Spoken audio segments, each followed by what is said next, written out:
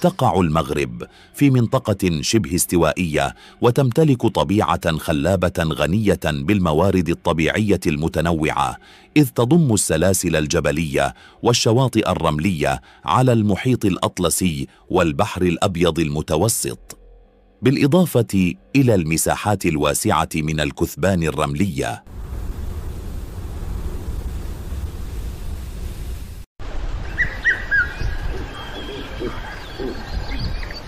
تتشكل الحياة البرية في المغرب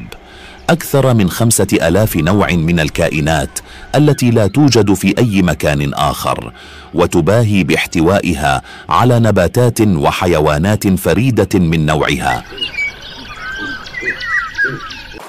في الآونة الأخيرة قامت المديرية الجهوية للمياه والغابات ومحاربة التصحر